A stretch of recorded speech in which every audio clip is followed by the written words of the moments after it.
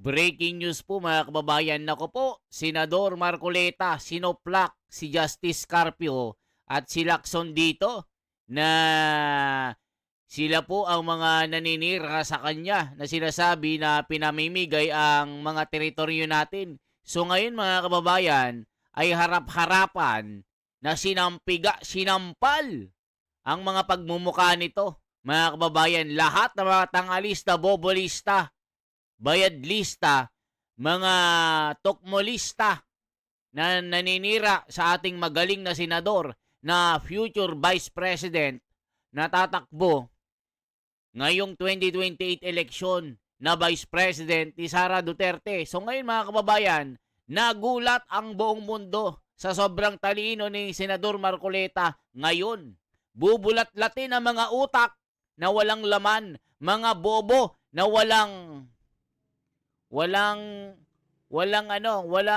tibay. Mga kababayan ko, ito na po, Senador Marcoleta, pasok!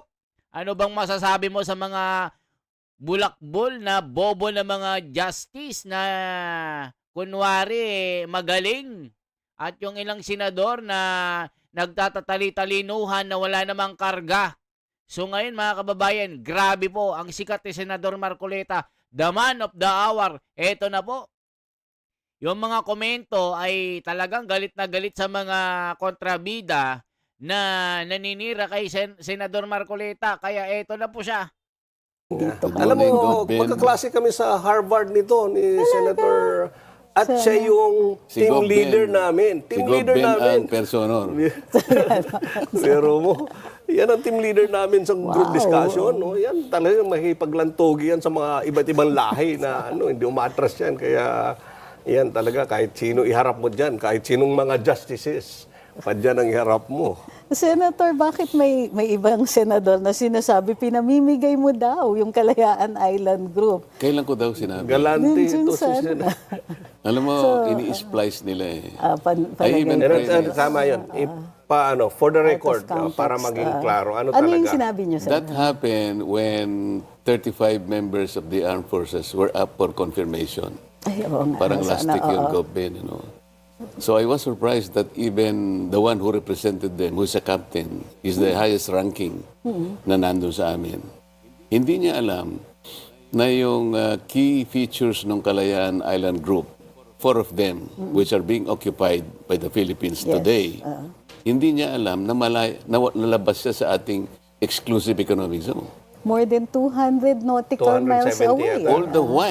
All the while, can you imagine that? All the while, ang akala niya, nasa loob ng ECC. So, Commodore Tariela did not even tell them the whole story.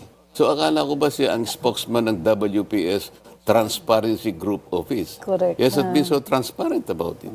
So, So, teka, ano nangyari? kaya this is a lumitaw yun. Navy captain, sir? Hindi, armed forces siya. So, Army or Si ano? Commodore, ang counterpart niya sa Army is a general. General, general. Kaya lang, civilianized na ang Coast Guard, alam mo naman. Yes, Kaya lang, tayo naman.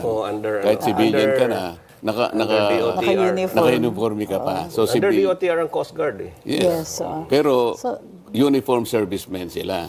Yun ang naging So, problema. nagulat sila na outside, Hindi nila tapos may alam. nagre-react na ibang mga senador nga na pinamimigay niya. Pero this is correct.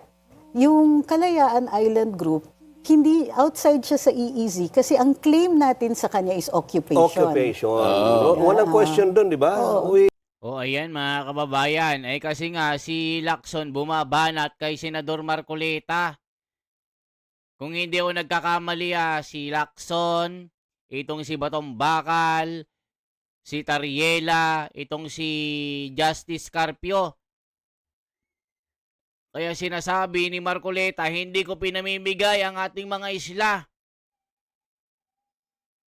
Magliwanag sana mga isip nyo.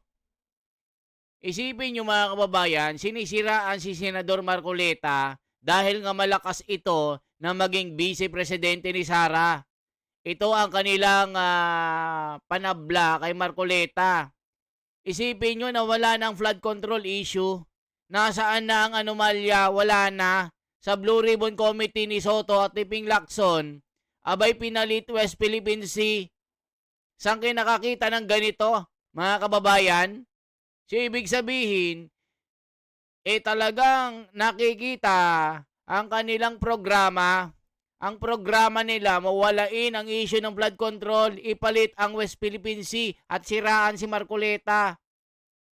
Ito rin ang napansin ni Congressman Pulong Duterte na nakikita ang pattern, yung paterno, yung format na procedure, walain, kalimutan ng flood control issue, ipalit ang West Philippine Sea, gamitin ang media na bias, gamitin ang media na bayadses, gamitin ang media, mga vlogger na bobo.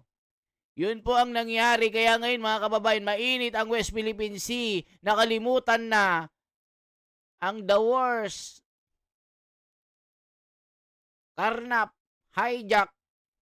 Hijack ba tawag doon? Haze, the heist. Yung pagnanakaw na sumambulat sa buong mundo. History na naiulat sa buong mundo ng Pilipinas ay isa sa mga pinakakupal, pinakadorobo, pinakamagnanakaw sa buong mundo. Ang flood control issue na pinasok ng sindikato. Isipin nyo, mga kababayan, kaya ngayon nandito si Senador Marcoleta, ipapaliwanag sa mga bobo, mga kupal na walang utak. Ito po, mga kababayan, yan po ang sinasabi ng mga komento na naniniwala kay Senador Marcoleta. We exercise sovereignty over Kalayaan question because doon. matagalan nating occupied Tayo yun. ang occupant doon. Yes. So, territory natin yun. Yes, so, Ang hindi lang nila maintindihan, okay, kino-connect nga natin yung na-generate na maritime area doon sa tinatawag na West Philippine Sea. Magkakaroon na napakaraming obstacles yes. doon mismo sa articles ng UNCLOS. Kaya ko sabi ko, Kapitan, do you realize the legal impediments? Sa UNCLOS pa lang sasabit na tayo. So, nung minumustra ko yung difficulty, I was raising a question out of pique. Yes. Para bang sinabi ko kay Gob Ben, Gob, sinasabi ko sa iyo, mapanganib talaga yung lugar na yan, ha? So hindi niyo Pero sinabi bahala na ka. i-give up na natin. Hindi, bahala ka. Pero kung gusto mong magpakamatay, Ben, pumunta ka doon. I am not advocating na magpakamatay si Gob Ben. I'm stressing Yes. yung warning ko sa kanya na huwag kang pupunta doon dahil mapanganib. So sinabi ko, it's very impossible na ma-enclose mo siya because there are several obstacles. Okay? So, you cannot do this unless you give it up. Parang ganun lang, no? I am not advocating. Teritoryo natin yun, eh. Yes. And territory is not part of the ruling or of the arbitral tribunal. Correct. Wala sa jurisdiction na yun. Kasi unclose yung sa arbitration. Unclose tayo, eh. Unclose tayo. Oh, ano ba O ito yung hindi nila maintindihan. Mga kababayan, occupation na natin yun eh. Hindi na natin ibibigay yun.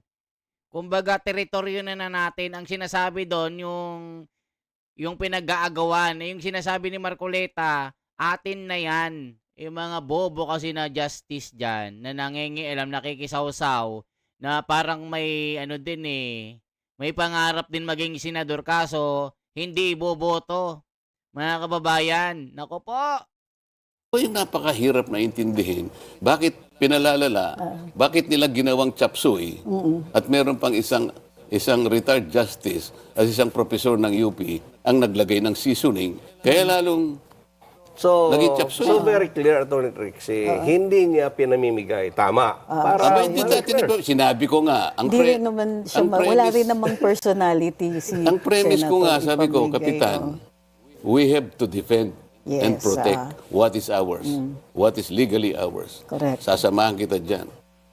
We will have to defend it to the last drop Including of our blood. the KIG. We are referring to the KIG. Yes. Hindi nila kinuha yun. Ang kinuha lang nila, yung pick na sinabi ko na, paano mo gagawin yun without giving it up?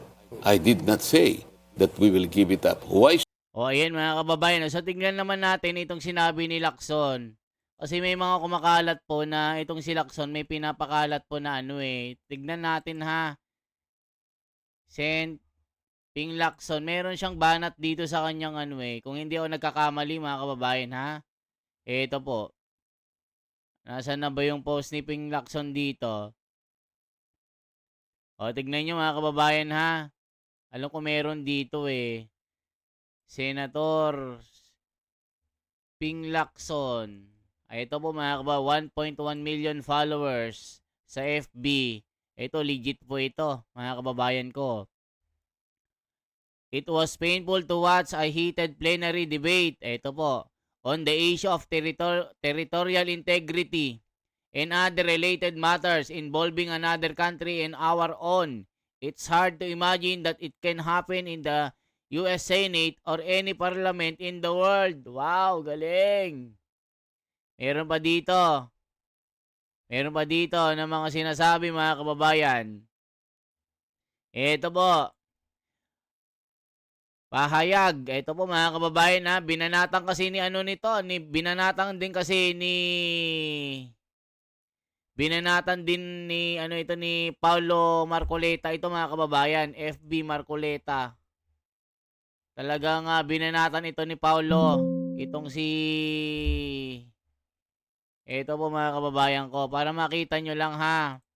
Para hindi tayo gumagamit ng fake news dito. Binanatan ni Paulo Marcoleta ito mga kababayan. Na itong si Lacson tignan nyo ha, binanatan ito eh. Ito po. Itong sabi dito, pahayag na gawing bala sa kanyo ng isang Coast Guard spokesperson at ilang senador. Wala yan sa lugar. Binati ko si Senador Ping Lacson ang paggamit ng mga ad hominem o personal na atake laban sa mga opisyal at mambabatas na naninindigan sa Pilipinas sa usapin sa teritoryo laban sa China sa West Philippine Sea. Dagdag ni Senador Lacson, hindi dapat lumayo sa issue si Rep. Paulo Henry Marcoleta at dapat bisitahin ng Pag-asa Island sa Calayan Group of Island na bahagi ng lalawigan ng Palawan upang makita mismo ang maayos at gumaganang lokal na pamahalaan doon. Basahe, tingnan nyo mga kababayan. Ito na ang sabi niya. Homegrown traitor daw na handang ibenta ang bayan. Wow, ito yung sinabi ni Lacson kahit hindi niya pinangalanan na diretsahan si Marcoleta. Na homegrown traitor daw na handang ibenta ang bansa. Nagbabala si Senate President Pro Tempore Ping Lacson laban sa mga tinawag niyang homegrown traitors o Pilipinong handang ibenta ang Pilipinas. Kapalit ang pansariling pakinabang. Basahin ang buong ulat sa comment section. In geopolitics, the most common sources of information are technical intelligence and homegrown traitors who are willing to sell their country in exchange for what's in it for them. In the intelligence operation, it is called recruitment in place. O, tingnan nyo mga kababayan. Ito po sabi ni Lacson, giving up, the Calayan Island Group KIG is no different from giving up Luzon Island on the entire country under the international law. First, discovery and possession of land that belongs to no one and under the legal principles of renolius or terra nullius. Nullius is a recognized made of sovereign ownership. Even non-lawyers were taught this in school. O, kita nyo mga kababayan? Ito ang sinasabi ni Lacson. So ngayon mga kababayan, ito si Marcoleta, babakbakan itong si Lacson dito na galing-galingan na tawang-tapangan, ayaw naman makipagdebate. Ito po, mga kababayan ko. Should we give it up? Atin yun eh. Atin. So, Natin para sa... Pinalalala, bakit nila ginawang chapsuy at meron pang isang retired justice at isang professor ng UP ang naglagay ng seasoning. Kaya lalong naging chapsuy. So very clear, Atty. Trixie, hindi niya pinamimigay. Tama. Aba, hindi dati sinabi ko nga. Hindi rin naman siya, wala rin namang personality si Ang premise ko nga, sabi ko, ipamigay, Kapitan, we have to defend and Yes, protect what is ours, what is legally ours. Correct. Sasamahan kita dyan.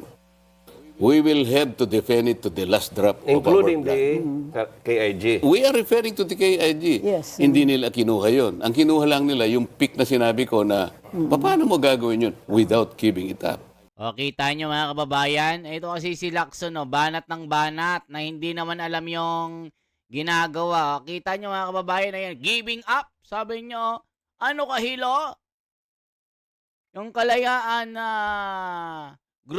Group Island yan mga kababayan is no different from giving up Luzon Island or the entire country. Kalayaan Island Group. Ito sinasabi ni Ping Lacson. Under international law daw, first discovery and possession of land that belong to no one under the legal principle of renal use or terrenal use is a recognized mode of sovereign ownership. Even non-lawyers were taught this in school. Naku po, galing-galingan na naman si Lacson. Kaya na yayari ni Marcoleta, nasasabon. Ito po siya. I did not say that we will give it up. Why should we give it up? Atin yun eh. Atin. So, para sa kaliwanagan, Napunta na ako So, doon. ano ang pinag-uusapan lang? Mayroong functioning government, local government yung tubig doon ang pinag-uusapan because of the difficulty of enclosing it and connecting it correct. and included in in the West our- Philippine Sea. So yun naman pala, kakampi pala si Senator Marcoleta Ang pinalalabunan natin nila. na atin at walang kaduda-duda yung Kalayaan Island. Ayun. Meron Kasi nga, we ring- have a functioning local government Yes. unit.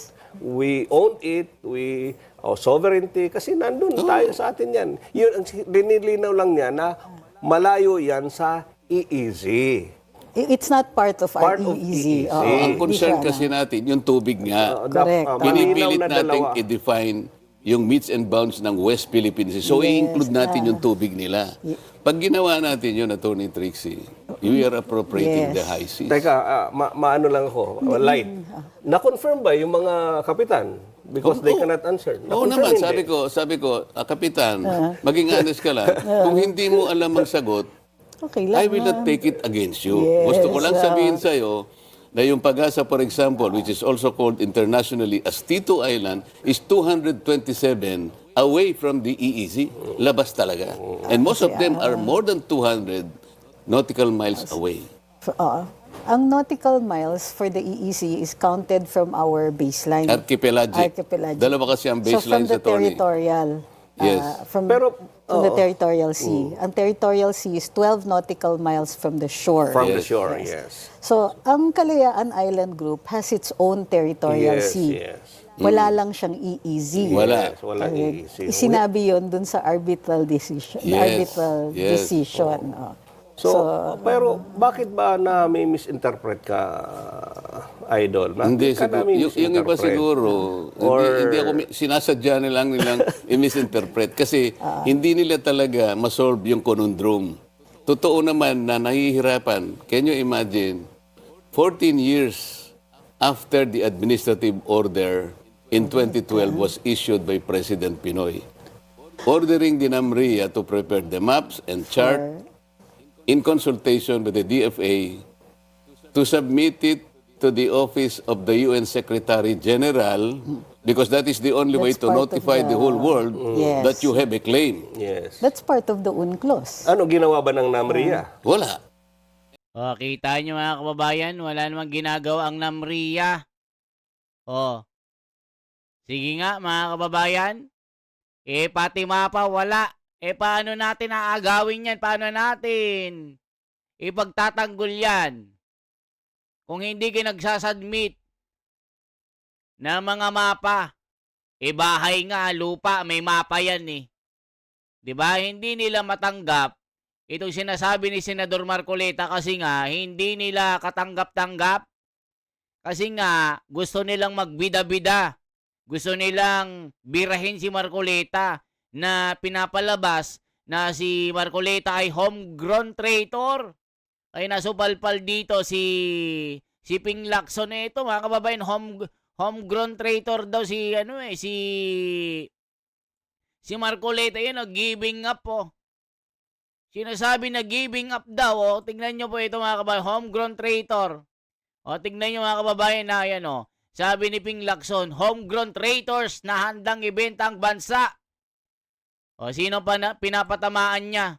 Sino pinapatamaan ni Lacson dito kay na buljak ni Marcoleta dito? Ayan mga kababayan ko, tuloy pa natin. Kaya pati si Justice Carpio buljak dito. And ba't hindi nila ginawa? 2 years ago, siguro November 2024, sabi ng NAMRIA, we will produce the Philippine map with the West Philippine Sea soon. That was 2 years ago. So, meron ba? Wala. Sabi ni Senator Tol, na-confuse yata siya. No, we already submitted.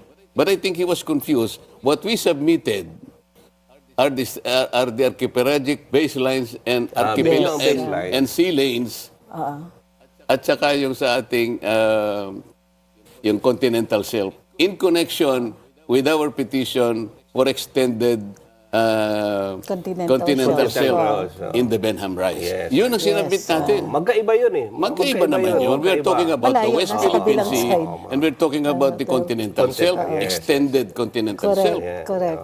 So, Ang daming, napakasimple lang, Attorney Trixie. Pero bakit ba napakaingay nitong ano? Bakit napakaingay issue ng Hoy, gusto West nilang Philippine Sea? mag-ingay because they try to present a new narrative, Kasi parang- a different narrative that will benefit them politically. Para naman hindi mo or nakikita. yung iniisip ng mga masa, sinasabi, pinag-aawayan yung West Philippine Sea dahil may natural gas, mayaman ng karagatan dyan, yung mga isda, etc. etc. Mayaman Ano ba talaga? Question, Mayroon naman nagsasabi, it's because of geopolitical issues, yun na mas malalim naman at mas mahirap maintindihan dahil yan, ginagamit tayo ng US, China, Taiwan, etc. Hindi kasi, ASEAN, Japan. marami kasing Ang sumasawsaw. gulo eh. Sinasabi ko sa iyo kanina. Yes, sir. Even the learned, the most learned Agreed. former justice of the Supreme Court, for a while sinabi niya, we do not need to put the coordinates of the EEZ Yes. because it's very easy to compute, Based let's say, on 200 nautical miles from the baseline. Yes. However, Nakalimutan niya, ma'am. correct. Nakalimutan niya. Yung EEZ natin, ang daming overlap. Correct. Sa Malaysia, because of the Sabah claim, may overlap. Yes. Okay?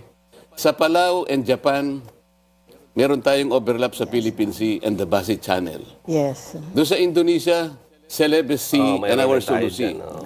Kung wala sanang overlap, ideally, huwag ka na maglagay ng coordinates. That's why, in Article 47 of the UNCLOS, na minandate niya Yes. sa mga states, maglagay kayo ng coordinates.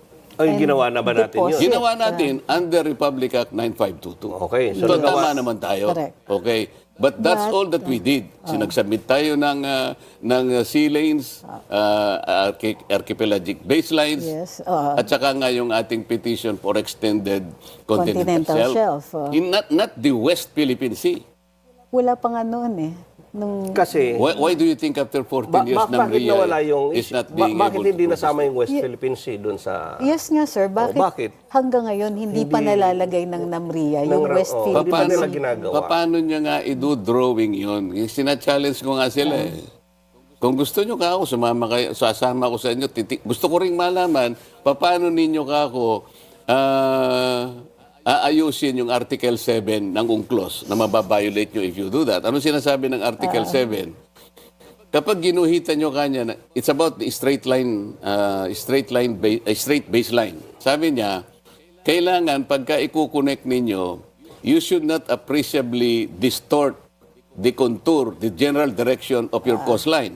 Violated Yes. tayo. So, dapat Under susundan 47, Article 47, hindi nyo magagawa, sabi ng UNCLOS. Why? Even if you are an archipelagic baseline, because these are far apart, masyadong malalayo yung features eh. You will not be able to meet the requirements of the water-to-land ratio, which is 1.9. Correct. So, Malalayo. Okay. Hindi lang naman tayo, Gov. ang sinabihan ng arbitral tribunal. Sabi niya sa China, Hoy, kahit ikaw China, you cannot appropriate, you cannot enclose that. Why? You are not an archipelagic state. O, nakita nyo mga kababayan, supalpal ang mga kalaban dito. Ayan, no?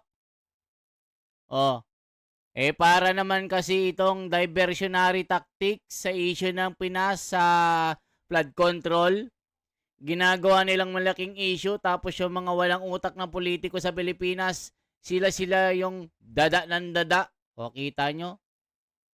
Here for Attorney Trixie, I love you with Wonders Philippines. Ang sarap makinig sa ganitong guest, hitik sa kaalaman, walang bias, facts lang. It's a disgrace government officials yapping and ang sinasabi dito mga kababayan, yapping without reading the law, vote wisely. O, kita nyo mga kababayan ko. Anong masasabi nyo dito? Kaya nababakbakan itong mga kalaban ni Marcoleta na nagfi-feelingero na matalino pero wala naman sa tunay. Hindi alam paano gamitin ang salitang facts. Okay, kung kayo po ay umabot po sa bidyong ito, ay maaring magkomento at sabihin ang inyong lugar, anong masasabi nyo? Saan kayo papanig? Kay Marcoleta o kay Lacson? Kay itong mga galing-galingan, Tariela, Lacson at itong tinatawag na justice. Pero hindi naman gumagamit ang utak. Yan ang sinasabi ng mga komento na nagmamahal kay Marcoleta. Okay po? Ako si The Wonders Philippines. For transparency, for a better democracy. Mabuhay po.